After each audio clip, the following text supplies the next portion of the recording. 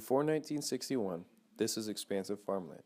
Fremont was a small agricultural mining town whose proximity to San Francisco and Oakland, as well as the availability of less expensive land in the area, gave it appeal to General Motors as a site for a new plant. In a short time, GM transformed this part of town into an industrial community. Population in the area more than doubled, and many of these new residents found employment on the Fremont assembly line. The population of Fremont before the factory was built in 1963 sat at around 20,000 people, while the new GM plant was expected to employ at least 5,000. This rapidly expanded Fremont's development. At that time, this was a very highly agricultural community with cauliflower, primarily apricots, cherries, and canning and things like that going on. And the city of Fremont, when it was incorporated, was approximately 95 square miles of real estate, which is a very large city. And in that 95 square miles of real estate, they had about 20,000 people. So there was almost nobody here in 1956. In about late 50s, early 60, the Ford plant moved to Milpitas. And that brought in an influx of people. The war in 41, 45 had brought in an influx of people, and there was a lot of housing gone on, but it was mostly what we would call, nowadays it would be called low income, but then it was called moderate income housing. The relocation of the GM plant to Fremont brought the United Auto Workers Labor Union along with the assembly line. California is a closed shop state, which means that membership is required for every employment in union-affiliated plants. The UAW successfully protected the employment of its members, but could not guarantee their happiness on the job.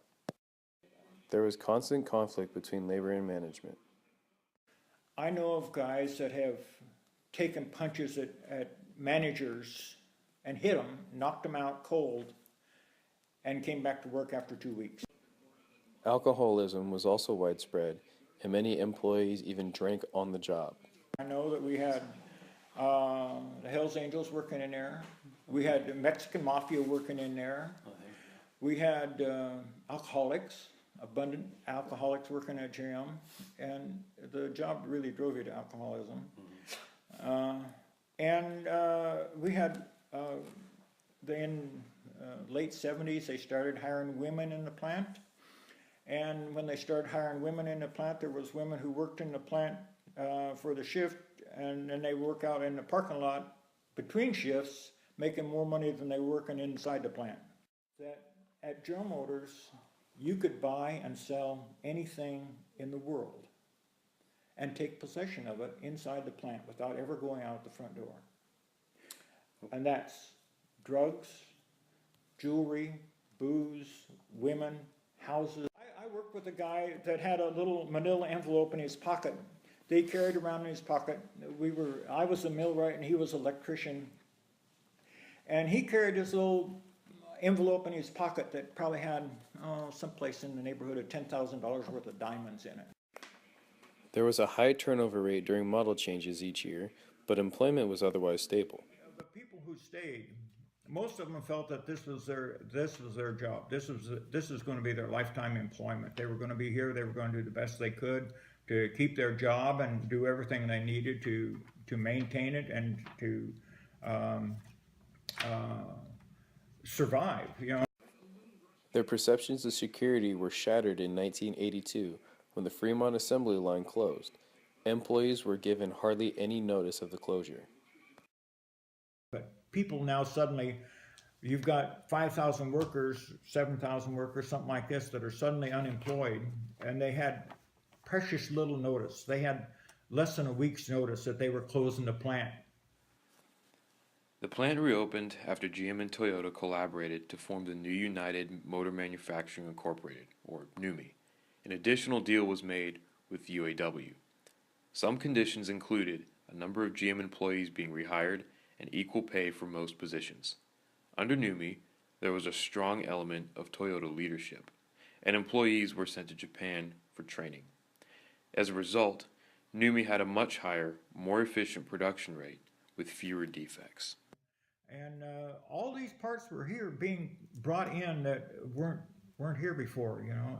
And so NUMMI was much more locally automotive enhanced because of NUMMI than General Motors was. General Motors was getting a lot of their parts from you Midwest. Made an improvement to the way a job was done, and it could be something as simple as color coding a wire or a hose or something like this, or very simple. Sometimes paid the biggest dividends. And then the company would pay you X amount of dollars, and they had a formula figured out so that they could pay you so many dollars on how much you saved over a year's production time. Here at Quarry Lakes in Fremont, NUMMI donated 50 oak trees and a monumental bench to memorialize the company's 20 years of operation. The bench, which is adorned with a plaque in memory of NUMMI, and the oak trees still stand to this day, where they can be enjoyed by visitors to the lake. But somebody in upper management decided, hey, we ought to have a program to honor these people who are doing community service and promoting the NUMMI good life, you know, to them, so that the community knows that we as a company are doing something worthwhile for the community. And it's not just the plant itself, it's our employees out there doing it themselves. NUMMI had a Community Stars program developed by upper management where 100 workers would apply to be active in activities such as Little League sports, educational programs, and animal rights programs. This would result in the winner earning $1,000 for a charity of their choice, and it would come back to boost sales for NUMMI automobiles. NUMMI was one of the most productive plants in the United States for both General Motors and Toyota. Why do you think Toyota decided not to keep the factory open after General Motors went bankrupt? It was a strong union, and we held our employers feet to the fire all the time to make sure that they abided by it. But I think Toyota wanted to get out of the union rat race. They just didn't want to deal with the union anymore because it was something that they weren't comfortable dealing with. They'd had, I think some of the earlier presidents of Toyota could live with it comfortably, but some of the later presidents were very uncomfortable with dealing with the union on a regular basis, and they didn't understand why somebody could challenge their decisions. After the 2008 economic recession, GM went bankrupt despite receiving billions of dollars in federal bailout funds. It wasn't long before Toyota pulled out of the joint venture as well. In October of 2010, Tesla announced its purchase of the Fremont auto plant. The factory employs an even larger workforce than NUMMI had, yet few of the employees who had been laid off earlier that year were rehired. The San Francisco Chronicle reported that in 2012, less than 50 former NUMMI employees were back in the line at Tesla.